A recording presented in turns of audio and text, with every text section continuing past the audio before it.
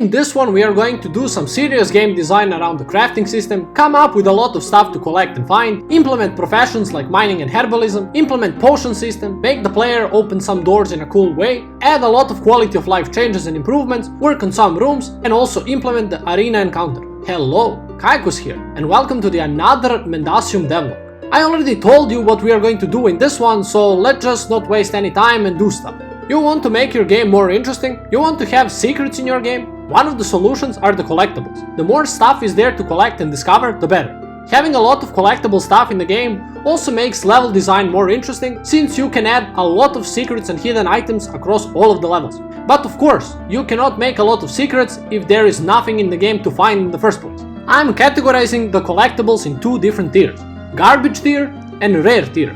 Not everything should be rare. It is also important to have garbage collectibles, because you can use them in a level to show points of interest. Compare this to the coin in Super Mario games, and think of it as not that important, but good to collect. I don't have these in my game currently, so I have to figure it out.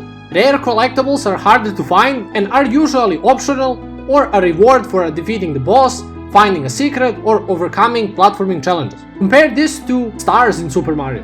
In my case, I only have health fragments, chests, cube fragments, and that's kinda it. And I don't think that this is enough to populate a big world, so it would be really nice if I came up with more stuff. In Mendacium, I want the crafting system to be the central system of the game. However, there is no way of actually obtaining the crafting material. So I came up with this. Player will have profession with which he can collect crafting materials in the world. I didn't want to add more than necessary, so I decided to go just with two of them, which are mining and herbalism. This is the mining deposit, and the player can come close and mine it over a couple of seconds. For herbalism, it's kind of the same, but with different animation. The reason why the player takes time to gather stuff is because without it, he could just come and collect stuff and ignore the enemies completely. By positioning the ores and herbs around the enemies, the player has to first kill all of the enemies before collecting stuff.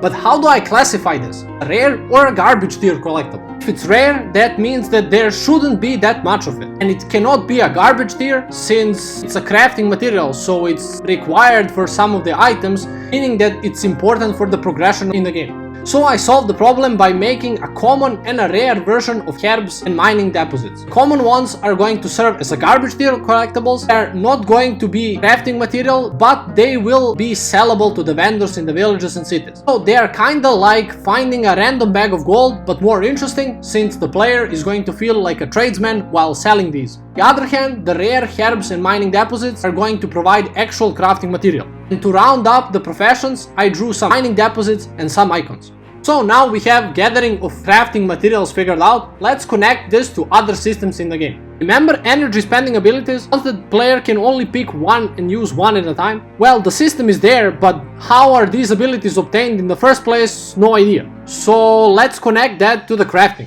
With this, the player will be able to craft the energy spending abilities by using various gems found in rare mining deposits. From usual upgrades, I only have a health upgrade with the health fragments, but I also want to add the option to permanently upgrade the damage of basic attacks. So let's connect that to crafting as well, and make it so that the player has to craft the upgrades using the gems from mining again. So now the herbalism is getting kinda neglected, and I don't really have any systems left which I can connect to this one. So let's develop another system, the potion system.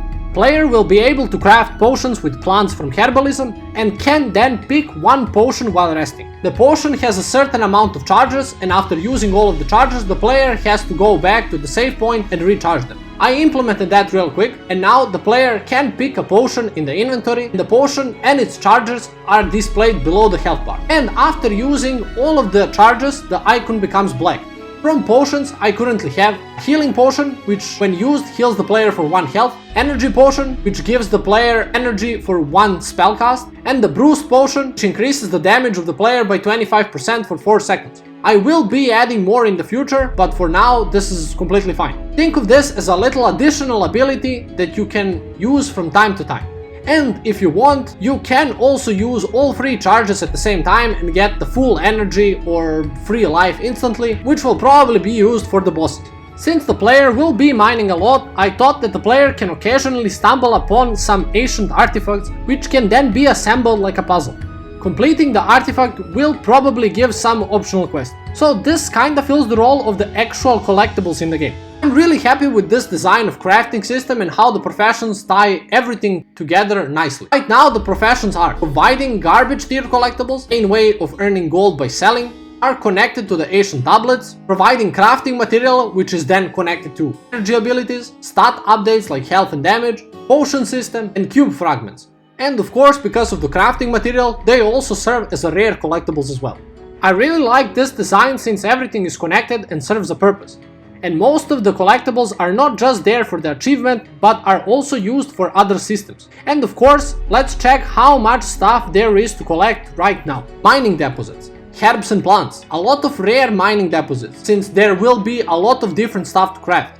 A lot of rare herbs and plants for the same reason. Cube fragments, health fragments, treasure chests, which can contain recipes and gold, and of course ancient tablets. Don't forget that there should be recipes for everything as well, since in order to craft something, you need a recipe for it. However, I think that it's better to make the actual recipes easily obtainable, probably from quests or sold by vendors. Because with the recipe, the player can see what he can make, meaning that he can set the goal for himself to go around and find the materials for it, which isn't really possible if you don't know what you can craft in the first place.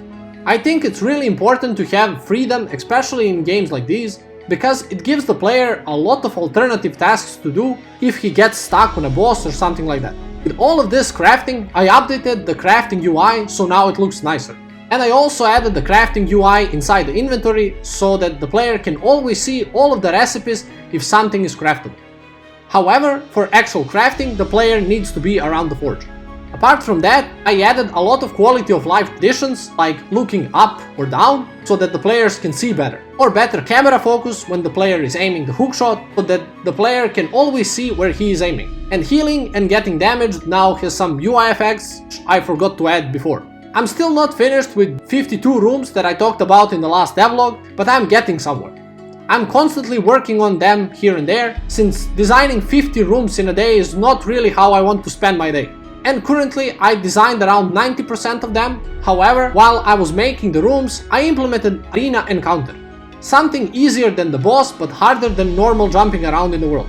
The player will randomly stumble upon a place, the door will close and a couple of waves of enemies will spawn. When the player kills all of the enemies, the doors open and that's it. This is kinda the way to add some more fighting to the game, since the player can technically ignore a lot of enemies if he really wants to.